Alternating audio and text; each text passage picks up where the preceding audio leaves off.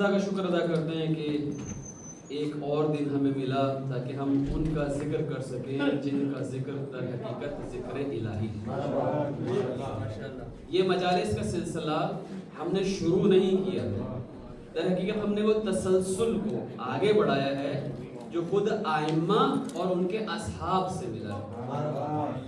گرچہ اس میں جذبات بھی ہوتے ہیں لیکن یہ ہماری عقیدت بھی ہے، ایمان بھی ہے۔ قرآن سے اگر سہارا لیں تو قرآن میں وہی آیت جو سب نے کئی بار سنی، قُلْ لَا أَسْأَلُكُمْ عَلَيْهِ أَجْرًا إِلَّا الْمَوَدَّةَ فِي الْقُرْبَى، یعنی رسول سے اللہ کہہ رہا ہے کہ کہہ دو کہ نہیں چاہیے کوئی بھی اجر، اللہ آیا ہے کوئی بھی اجر نہیں چاہیے مگر یہ کہ مودت اہل بیت، اہل قربہ، اہل خانہ۔ بسم اللہ۔ اب اس مودت کو پورا کرنے کے لیے ہم کیا کرتے ہیں؟ محرم الحرام جیسے ہی آتا ہے چاند دکھتا ہے اور تیار ہو جاتے ہیں اس کا حق ادا کرنے کے لیے۔ وہ جس طرح اقبال صاحب نے فرمایا کہ سیاہ پوشی یعنی کالے کپڑے پہننا ایک علامت ہوتی ہے محبت کی، اظہار ہوتا ہے۔ اب اظہار کرنے کے لیے ہم کیا کرتے ہیں؟ پہلے سال کے پہلے دن، گرچہ اگر دیکھا جائے تو اسلامی مہینے کا پہلے دن آج کل کے حالات میں جو معمولاً ذہن میں آ سکتا ہے وہ یہ کہ جو دن ہوتا ہے پہلا سال کا وہ خوشی مناتے ہیں، مگر ہم خوشی نہیں مناتے۔ کیوں؟ کیونکہ مقصد بڑا ہے، ذبح عظیم کہا گیا اس قربانی کو۔ معقول بات ہے، ہم خود بھی جب کوئی سودا کرتے ہیں، کسی سے بات کرتے ہیں، کوئی معاملہ کرتے ہیں تو جو زیادہ اہم ہوتا ہے، زیادہ فائدہ مند ہوتا ہے اسے پکڑ لیتے ہیں۔ اب ہم اس خوشی کو نہیں دیکھتے جو سال کے نئی کی ہے، بلکہ اس چیز کو دیکھتے ہیں اس کا دنیا اور آخرت دونوں میں فائدہ ہے۔ کچھ لوگ ہیں البتہ یا تھے اور ان کی نسلیں باقی ہیں، وہ اس کو خوشی کے طور پہ دیکھتی ہیں۔ زیارت عاشورہ جس طرح کل بھی ذکر کیا کہ ہر روز پڑھنا بہت اچھا ہے لیکن روز عاشور پڑھنا ضروری ہے۔ اس میں ہم کیا پڑھتے ہیں کہ ان ھذا یوم تبرکت فیہ بنو امیہ وابن عاقلۃ الاکباد، یعنی بنو امیہ کا وہ شجرہ خبیثہ ہے جو اس دن کو خوشی کے طور پہ مناتا ہے یا اس ایام کو خوشی کے طور پہ مناتا ہے۔ اور اس میں ایک چھوٹا سا ایک الفاظ ہیں دو، وابن عاقلۃ الاکباد۔ عاقلہ کہتے ہیں کھانے والی کو، اکباد کہتے ہیں جگر کو، کبد، جگر کھانے والی ہندہ کی اولاد۔ اب ہوا کیا تھا؟ سید حمزہ حضرت رسول خدا صلی اللہ علیہ وآلہ وسلم کے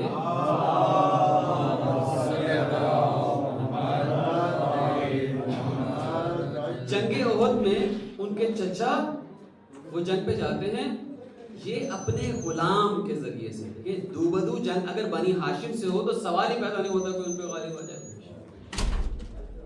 اب پیچھے سے پشت سے نیزے کے ذریعے سے وحشی جو غلام، اس کا نام ہی وحشی، اس سے حملہ کرواتی ہے اور اس کے بعد مسلح کرتی ہے۔ مسلح جب کہتے ہیں تو ناک، گال، کان کو کاٹتی ہے، بہت مشکل ہوتا ہے ایک مرد کے لیے۔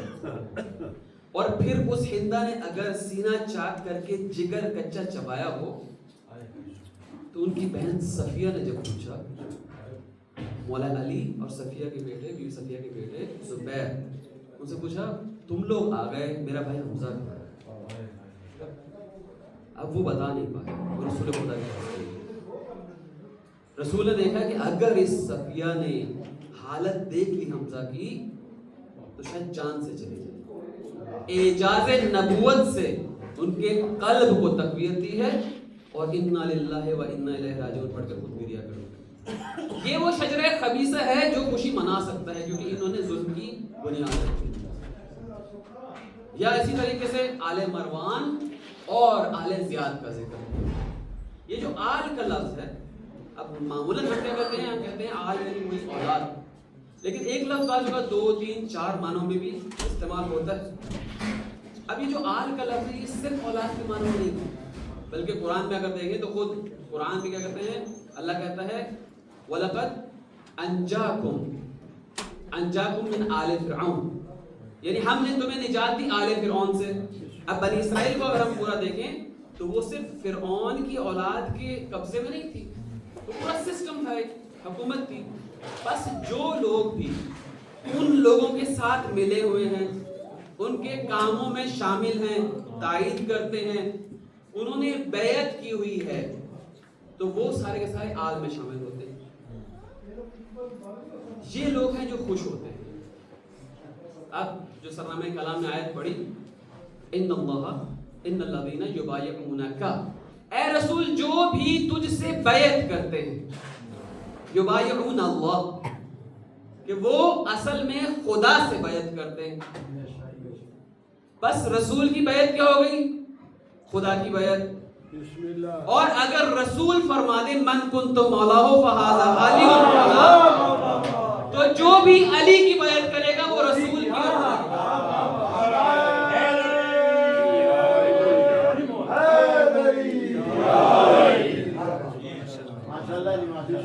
بس یہ جو بیعت کا سلسلہ ہے یہ ایسا نہیں ہے کہ ہم کہیں کہ اگر موجود ہوگا تو کریں گے.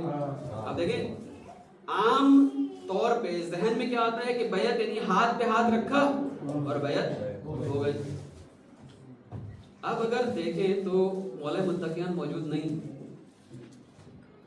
حتیٰ 12ویں امام بھی موجود نہیں. ہم کس کے ہاتھ پہ ہاتھ رکھ کے بیعت کریں؟ یہ دین کامل دین ہے، اس میں ہر چیز کا حل موجود ہے. عید غدیر دین کی ایک نماز ہے، اسے کہتے ہیں نماز تجدید بیعت یا نماز بیعت. اس میں ایک دعا ہے نماز کے بعد 2 رکعت.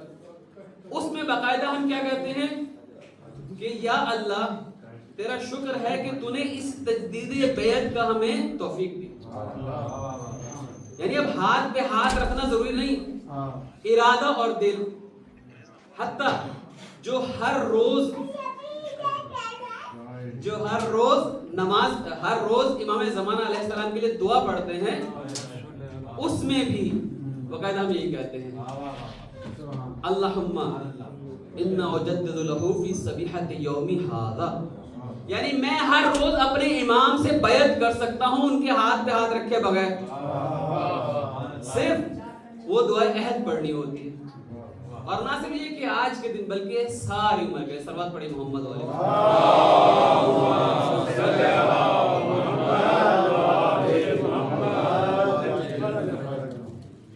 یہ جو بیعت کا سلسلہ ہے یہ صرف اور صرف ہاتھ پہ ہاتھ رکھنے کے لیے بلکہ پورا ایک سلسلہ ہے جو آج تک باقی ہے. لیکن بیعت کا مطلب یہی ہے کہ ہم تائید کر دیں کس کی؟ ان لوگوں کی جن لوگوں کا ہم نے ساتھ دینا، جن کی پیروی کرنی. مجلس بھی ایک قسم کی بیعت ہے. امام حسین علیہ السلام یعنی اصحاب حسین نے جیسے بیعت کی تھی، ہم اس وقت موجود نہیں تھے لیکن ہمارے پاس موقع ہے کہ ان کا ذکر سن کے کم سے کم یہ بیعت کر جاری رکھ سکتے ہیں. اب امام کے ایک صحابی کا ایک چھوٹا سا واقعہ تاکہ پتہ چلے کہ یہ بیعت کا تسلسل جاری رہتا ہے پوری زندگی، نہ کہ صرف اور صرف 1 دن 10 دن. ایک صحابی ہیں سعد بن عبداللہ حنفی. یہ صحابی بہت پرانے ہیں امام حسین علیہ السلام کے. معمولاً جب ہم صحابی حسین کہتے ہیں تو فوراً ذہن میں کربلا کا عنصر جاتا ہے، جو کہ صحیح بھی ہے کیونکہ بعض صحابی باقاعدہ رستے میں صحابی بنے. لیکن امام حسین کے جو ساتھی تھے بہت پہلے سے وہ بھی موجود تھے. اب یہ کوفہ میں موجود ہے. جیسے ہی پتہ چلا نا کہ امیر شام واصل جہنم ہو چکا ہے تو انہوں نے فوراً حرکت شروع کی، کیونکہ یہ ائمہ سے متصل تھے، امام حسن سے، امام علی علیہ السلام سے، سب سے. انہوں نے حرکت شروع کی اور لوگوں سے ملنا شروع کیا کہ فوراً امام پتہ آپس میں ارتباط ہوتا تھا. ایسا نہیں تھا کہ بالکل مرتبط نہ ہو. 10 دن 15 دن بعد ہوتا تھا. کمیونیکیشن ایسا نہیں تھا جیسے آج کل ہے، لیکن بہرحال ہوتا تھا. انہوں نے کوفہ میں حرکت شروع کی اور جیسے ہی خط لکھا، اس وقت جو کوفہ کے خط گئے تھے وہ مختلف قسم کے تھے. 18,000 خط 17,000 خط کی جو ہمیں اطلاع ملتی ہے وہ ایک بندے نے ایک خط نہیں لکھا تھا، گروپ سے 6 کے حتیٰ 60 کے بھی 3 بندوں کے دستخط کر کے کہ ہاں ہم اس مضمون پہ راضی ہوئے ہیں اور آئیے مولا آپ ہمارے پاس آئیے، ہم آپ کا ساتھ دینے کے لیے تیار ہیں۔ یہ بھی ایسے ہی تھے، انہوں نے 7 افراد کے ساتھ مل کے خط لکھا، مولا کو بلایا اور یہ بیعت کی کہ ہاں ہم آپ کا ساتھ دیں گے۔ اور جیسے ہی مسلم بن عقیل پہنچتے ہیں مختار ثقفی کے گھر میں تو وہاں ان کے استقبال کے لیے گئے، وہاں انہوں نے نمائندے سے ہاتھ پہ ہاتھ رکھے ہوئے اور اس کے بعد ان چند لوگوں میں سے شامل ہوئے کہ جو اپنی بیعت پوری کر سکے، حبیب بن مظاہر ابن اوسجہ اور ایک چند میں سے۔ اس کے بعد جو کچھ ان کے پاس تھا سب کچھ لٹا دیا بیعت پوری کرنے کے لیے۔ نماز کا وقت تھا، امام جماعت کے لیے کھڑے ہوئے تھے، زہیر ابن قین اور اسد ابن عبداللہ حنفی یہ بھی کھڑے ہوئے تھے۔ کوئی ایسا تیر نہیں آیا جو انہوں نے خود پہ نہ لیا، پورا جسم تیروں سے چھلتا اور اس کے بعد گر پڑے ہیں جیسے ہی امام کی نماز پوری ہوئی۔ ایک سوال کیا، اوفیتو یا ابن رسول اللہ، مولا کیا میں نے اپنی بیعت سے وفا کر لی؟ یعنی پوری زندگی سب کچھ دے دیا اور اس کے بعد بھی پوچھ رہے ہیں، کیونکہ مولا کی رضا ضروری تھی، مولا کی رضا ضروری تھی۔ ایک عالم دین نے خواب میں دیکھا کہ ان کو بہت سوال رہتا تھا کہ کیسے ہو گیا کہ اتنے تیر سینے پہ لیے اسد حنفی نے۔ انہوں نے خواب دیکھا، توسل کیا، خواب دیکھا کہ ہاں وہی منظر ہے، تیر چل رہے ہیں اور وہ امام کی حفاظت کر رہے ہیں۔ اور اس کے بعد وہ پہنچے خود اسد کے پاس، ان سے پوچھا کہ کیا چیز تھی ایسی کہ جس کی وجہ سے آپ اس قابل ہوئے؟ ان کا حب الحسین، محبت حسین ایسی چیز تھی کہ میں اپنی جان، مال، آبرو سب کچھ لڑانے کے لیے تیار ہوں۔ یہ جو حب ہے یہ بہت سارے کام کر رہے ہیں۔ برائے خوشنودی محمد و آل محمد علیہ السلام بلند تر صلوات۔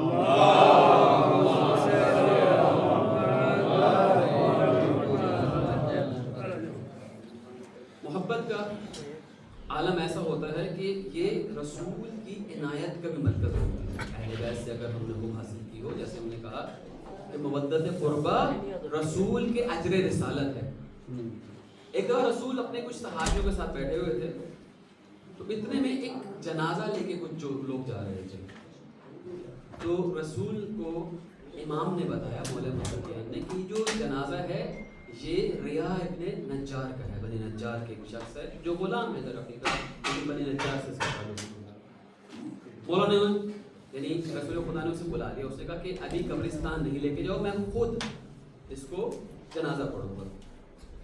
اب جیسی جنازہ قریب آیا تو اس وقت مولا متقیان فرماتے ہیں کہ یہ کون ہے؟ ریا ابن بنی نجار، اور کبھی بھی ایسا نہیں ہوا کہ یہ میرے پاس آیا ہو اور اس نے کہا ہو یا علی انی احبک، اے علی میں تجھ سے پیار کرتا ہوں۔ دیکھیں غلام ہے، بہت ساری ایسی چیزیں ہیں جو وہ نہیں انجام دے سکتا، لیکن ایک محبت کا اظہار ہے وہ انجام دیتا ہے۔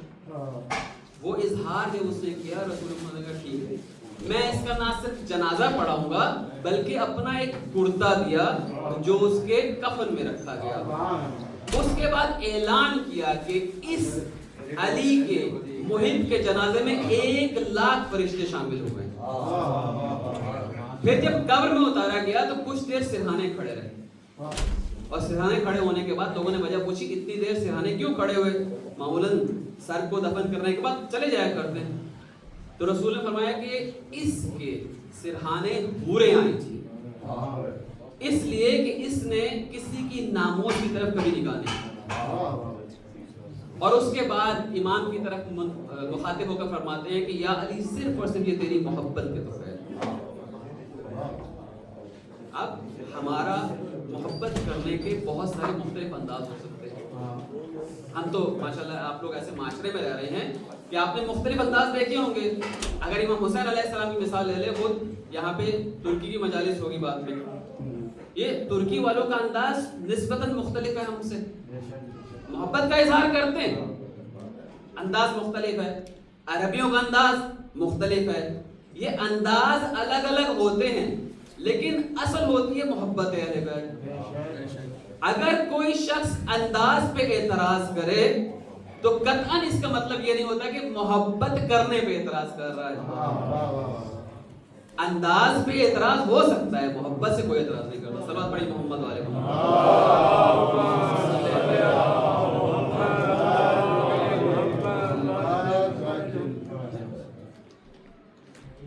ہم اس محبت کو پورا کرنے کے لیے کوشش کرتے ہیں. اگر وہ مجلس کی اگر مثال مد نظر رکھیں تو اس محبت کے مختلف درجے بھی ہوتے ہیں. کسی کو محبت کا ایک زیادہ درجہ ہے، کسی کو کم ہے. اس لیے کہ دنیا بنی ہے مختلف افراد سے، ہر کسی کی اپنی قابلیت ہے. عام معاشرے میں دیکھیں ہر کسی کی اپنی اپنی قابلیت ہے. ایسا ممکن نہیں ہے کہ ایک ہی جیسے افراد. کسی کا ذہن زیادہ تیز چلتا ہے، کسی کے ہاتھ اچھے چلتے ہیں، کوئی کسی کام میں ایکسپرٹ ہے، کوئی کسی کام میں ایکسپرٹ. تو ان سب کو جب ساتھ لے کے چلتے ہیں تو ایک معاشرہ بنتا ہے. اسی طرح مجلس کو دیکھیں، مجلس میں وہ لوگ بھی ہیں جنہوں نے اس جگہ کا انتظام کیا ہے. مجلس میں وہ لوگ بھی ہیں جنہوں نے نیاز کا انتظام کیا ہے. مجلس میں وہ لوگ بھی ہیں جو شرکت کے لیے آئے ہیں. مجلس میں یہ سب لوگ شامل ہیں. ایک چیز جو ضروری ہے اسے کہتے ہیں سیاہی لشکر، یعنی ایز اے ہول اس کو اگر دیکھیں تو یہ ہوتے ہیں محبان اہل بیت. یعنی امت حسینی بنتی تب ہے جب ہر طرح کے لوگ ساتھ شامل ہوں. اور ضروری ہے، یعنی ہو سکتا ہے کہ کسی فوج میں ایک پانی پلانے والا ہو لیکن اس کی اہمیت ایز اے ہول پوری فوج کو دیکھتے ہیں بہت ضروری ہوتی ہے. بس یہ جو پوری کی پوری امت ہے اس کو جب دیکھتے ہیں تو ہم پھر اس پہ اگر چھوٹے موٹے اعتراض بھی ہوتے ہیں تو وہ اعتراض انداز پہ. امام امت سب سے بہترین ہو.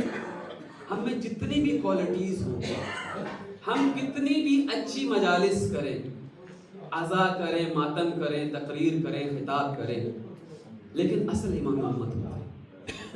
یہ امام ہوتا ہے جو ہمیں عالم غیب سے جوڑتا ہے.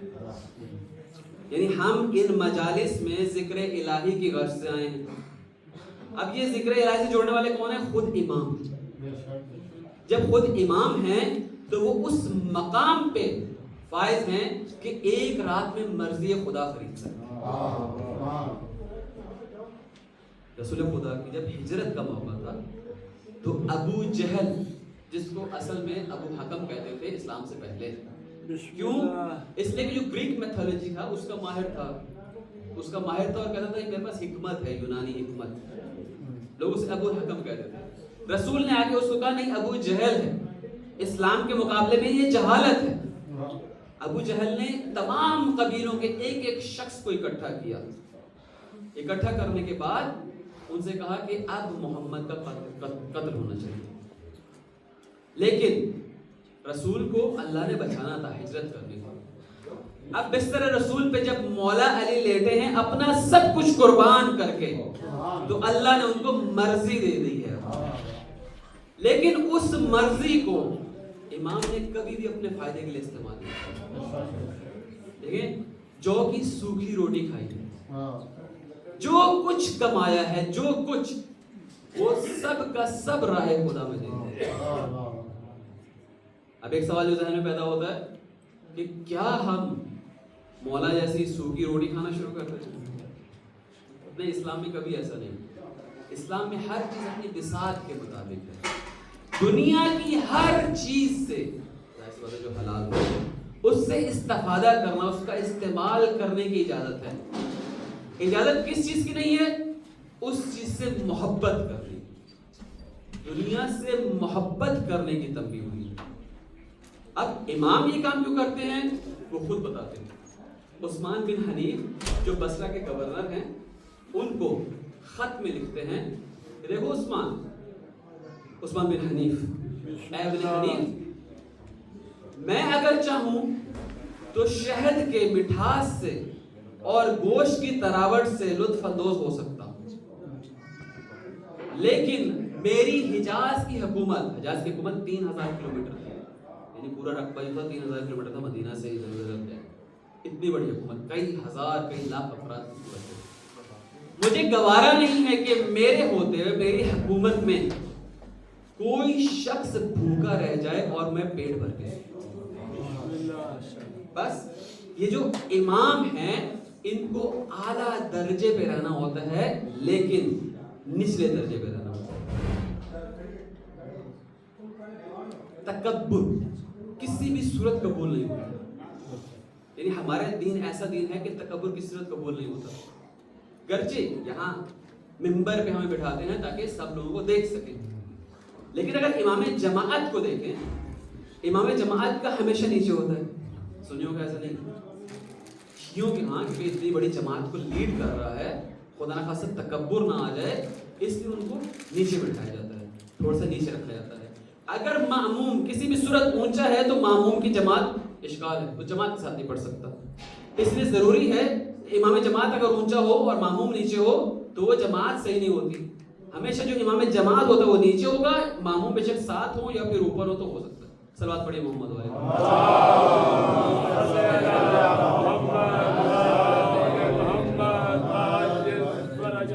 یہ مجالس، یہ محرم پہ اکٹھا ہونا، یہ سب کس لیے ہے؟ یہ سب اس لیے ہے تاکہ ہم ایک دوسرے کے ساتھ مل جائیں امت کے طور پہ اور پھر امام کی طرف بڑھیں۔ دیکھو چھٹے امام نے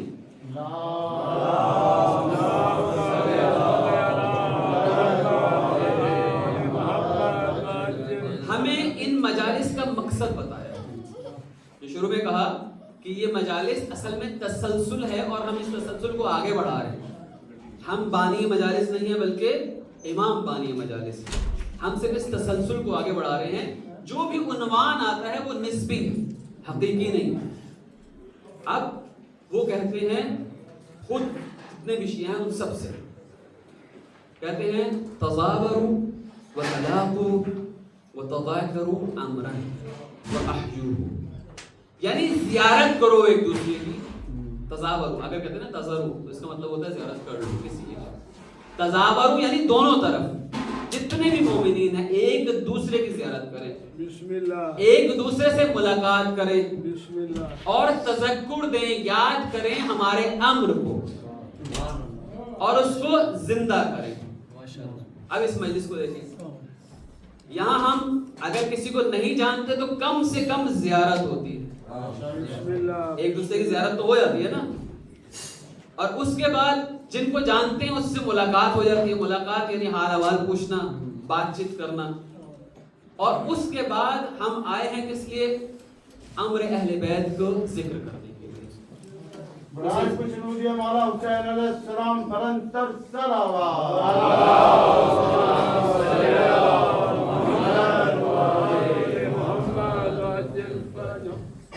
یہ ذکر 14 سال سے چلتا آ رہا ہے بسم اللہ، اور یہ انہی کے حکم سے چلتا آ رہا ہے۔ ہمارا کام کیا ہے؟ ہمارا کام کیا ہے؟ اس کو مزید بہتر بنانا۔ وہ بہتر کیسے بن سکتا ہے؟ سب اگر مل کے کوشش کریں۔ لیکن ہماری ہیومن سوسائٹی کسی بھی طرح سے ایک فرد سے چل نہیں سکتی۔ ہم جتنے بھی امام دیکھ لیں سب کے کچھ نہ کچھ اصحاب تھے۔ خوب کربلا جو وبا ہوئی ہے اس میں بھی امام نے کہا میرے بہترین اصحاب تھے، تب جگہ کربلا، یعنی ایک دوسرے کا ساتھ دیے بغیر کسی بھی صورت آگے چلا نہیں جا سکتا۔ اگر ہم یہی سوچ لیں کہ ہاں یہ مجلس کس کے لیے ہے؟ اہل بیت کے ذکر کے لیے، اہل بیت کے امر کے احیاء کے لیے ہے، اور سب ایک تھوڑا تھوڑا جو حصہ ہو سکتا ہے اپنی استطاعت کے ڈالنا شروع کر دیں تو خود بخود مورد قبول ائمہ علیہ السلام ہو جائے گی، اور اگر امام کی مورد قبول ہوئی تو خود بخود رسول اور خدا کی مورد قبول ہوگی۔ اسی کو کہتے ہیں لقاء اللہ، یعنی یہ مجالس خدا سے ملاتی ہیں، خدا سے ملاقات کرواتی ہیں۔ خود قرآن کی آیت ہے، قرآن کی آیت کیا کہتے ہیں؟ وَمَن يَرْجُو لِقَاءَ اللَّهِ، جو بھی چاہتا ہے خدا سے ملنا وہ اجل قریب آ جائے گی اس کے۔ اب دیکھیں مولا حسین نے مکہ سے چلتے ہوئے کیا فرمایا ہے، آیت کو دیکھیں اور مولا کو دیکھیں. مولا نے کہا ہے جو بھی اپنی زندگی بذل کرنا چاہتا ہے، فدا کرنا چاہتا ہے، فَلْيَرْحِلْ مَعَنَا، وہ ہمارے ساتھ آ جائے. یعنی خود یہ جو جان دینا ہوتا ہے یہ آسان کام نہیں ہوتا. جان دینا یعنی جو بھی آپ کے ساتھ رشتہ دار مناسبت رکھتے ہیں، نسبت رکھتے ہیں، ان سب کو چھوڑ دینا. جس چیز کو بھی پسند کر رہے ہیں اس کو چھوڑ دینا، اور اس کے بعد آمادہ ہونا کہ چاہے کتنی مشکلات ہیں ہم اس کو فیس کریں. یہ امام نے نعرہ لگایا ہے کب؟ مکہ چلنے سے پہلے. اور بہت تھوڑے لوگ آئے امام کے ساتھ، تھوڑے سے لوگ، لیکن بہرحال آئے. مکہ لوگ کس لیے آتے ہیں؟ حج کرنے کے لیے. مولا کے پاس بہترین موقع تھا. دیکھیں کب سے گئے ہوئے؟ 4 ماہ پہلے سے. عمرہ کر چکے ہوں گے کئی بار. عمرہ چند گھنٹے کا ہوتا ہے، حج کے مخصوص ایام ہوتے ہیں. عمرہ کئی بار کر چکے ہوں گے، لیکن وہاں کس لیے گئے؟ کیونکہ وہ ایک میڈیا تھا اس کو. جیسے ہم کوئی بھی خبر پہنچانی ہو تو ہم میڈیا پہ اس کو ٹیگ کرتے ہیں تاکہ وہ پوری دنیا میں پھیل جائے. تو امام کے پاس جو میڈیا تھا وہ حج کا میڈیا تھا، اس لیے 4 مہینے مکہ میں رہے. کہیں اور بھی جا سکتے تھے، ڈائریکٹ کوفہ آ سکتے تھے. 4 مہینے لوگوں کو بتایا کہ میں خروج کے لیے جا رہا ہوں، اور اسی لیے جو کوفیوں کے خط آئے تھے، گئے تھے، یہ سب کچھ ہے. اب وہاں پہ موجود لوگ، جتنے لوگ ساتھ تھے، وہ اس قدر نہیں تھے کہ یزیدی فوج کا مقابلہ کر سکے. جب بھی آپ نے کسی جگہ پہ جانا ہو، وہ مقصد اگر پورا ہوتا ہوا دکھائی نہ دے تو دل کا حالت کیسے ہوتی ہے. مثال طور پہ جوان یہاں بیٹھے ہیں، نوکری انہوں نے لینی، اگر ان کو پتا ہو کہ ایک انٹرویو کے بعد نوکری ہو جائے گی مثال کے طور پہ، اور وہ انٹرویو میں رکاوٹ پڑ جائے، کیا کہتی ہے؟ کوئی ماں باپ اپنی اولاد کی کوئی بھی ایسی چیز جو ان کی ترقی کا باعث ہو دیکھتی ہے، صرف ایک چیز کی وجہ سے، ایک ذرے کی دوری ان سے اگر وہ چھن جائے تو کیا حالت ہو. حاجی مکہ میں تھے اور حج کرنے کے لیے آئے. حج کب شروع ہوتا ہے؟ 8 ذی الحج کو. تمام حاجی حج کرنے کے لیے آئے ہیں، لیکن نواسہ رسول کو اس وقت حج کا احرام عمرے میں باندھنا پڑا ہے. بہت سخت ہوتا ہے ایک حاجی کے لیے کہ جو ہم تمام مسلمانوں کی آرزو ہوتی زندگی میں ایک بار حج کریں، خانہ کعبہ کے قریب جا کر صرف خانہ کعبہ کی حرمت کا احترام کرنے کے لیے فاطمہ کے لال کو اپنے کم سن بچوں کے ساتھ، بیویوں کے ساتھ واپس آنا پڑا. مولا واپس آنا شروع ہوئے ہیں. 2 روایتیں ملتی ہیں، ایک ملتی ہے کہ محمد حنفیہ مدینہ میں، اور ایک ملتی ہے کہ مکہ میں ملے تھے. سب نے منع کیا ہے مولا کے، مولا عراق نہیں جائیں. محمد حنفیہ بھی آئے ہیں، بھائی ہیں، کہتے ہیں میرے پیارے بھائی، میرے چاند کے تارے حسین، تم عراق مت جاؤ. میں نے سن رکھا ہے کہ عراق میں لوگ بے وفا ہوتے ہیں، اور یہ یزیدی فوج اتنی ظالم ہے کہ تم پہ کسی قسم کا رحم نہیں کرے گی. یہ نہیں سوچیں گے کہ تم فاطمہ کے لال ہو، تمہارا نانا رسول. مولا نے کہا ہے کہ مجھے خود رسول نے بشارت دی ہے عالم رویا میں کہ میرا جو مقام ملنا ہے وہ میری شہادت کے بغیر نہیں رہتا ہوگا. اب جیسے یہ سنا ہے تو محمد حنفیہ نے کہا ہے ٹھیک، رسول کا حکم سر آنکھوں پہ. ایک دفعہ بیویوں کے محمل کو دیکھا ہے اور اس کے بعد کہا ہے کہ اگر جانا چاہتے ہو تو جاؤ، مگر ان کمسن بچوں اور بیویوں کو تو نہ لے کے جاؤ. مولا نے پھر ارشاد فرمایا بھائی یہ مشیت خدا ہے کہ ان بیویوں کو اسیری کی صحبت برداشت کرنا ہے. بس جیسے ہی قید و بند کا لفظ سنا، بیویوں کے خیموں میں کوہرام بپا ہو گیا. बीबियों ने सारों कतार रोना शुरू कर दिया है। उम्मे कुलसूम और ज़ैनब रो रही हैं। उस वक्त अली असगर फकत 2 माह का है। बीबी रुबाब उसको गोद में लेकर रो रही है। लेकिन हुसैन ने हुक्म दे दिया कि अब काफिला चल पड़ेगा। अब जैसे ही काफिले में सवार होने के लिए बीबियां आई हैं तो हर महरम अपनी महारिम को सवार करा रहे हैं। अली अकबर अपनी माँ को सवार करा रहे हैं, कासिम अपनी माँ को सवार करा रहे हैं, अब्बास अपने घर वालों को सवार करवा रहे हैं। एक वक्त ऐसा आया कि एक खातून बाहर आई है।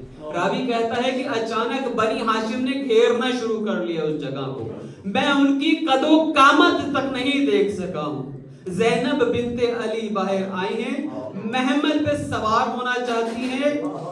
अब्बास ने अपना जानू आगे कर दिया है। आओ बहन मेरे जानू की मदद से सवार हो। अली अकबर फुप्पी का हाथ पकड़ रहे हैं। फुप्पी जान आए, मैं आपकी मदद कराता हूँ महमल पर सवार होने के लिए। कासिम और ओनो मोहम्मद ज़ैनब को सवार करवा रहे हैं। सबने इज्जत से सवार करवा दिया। लेकिन कुर्बान जाऊं, 11 मुहर्रम को वो दिन भी आया कि जब सब बीवियां कैदी बन चुकी थी। ज़ैनब के अपने रसन बस्ता थे, रस्सियां बन चुकी थी। ज़ैनब उम्मे कुलसूम को उन नील के साथ सवार करवा रही है। उम्मे रुबाब को उजड़ी गोद के साथ सवार करवा रही है।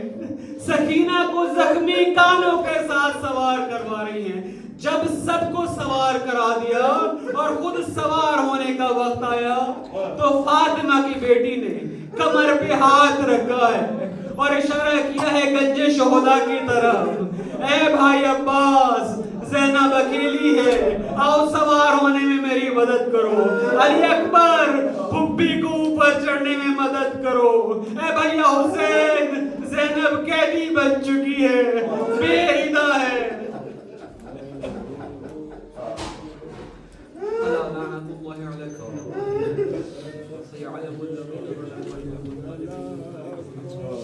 मातम हुसैन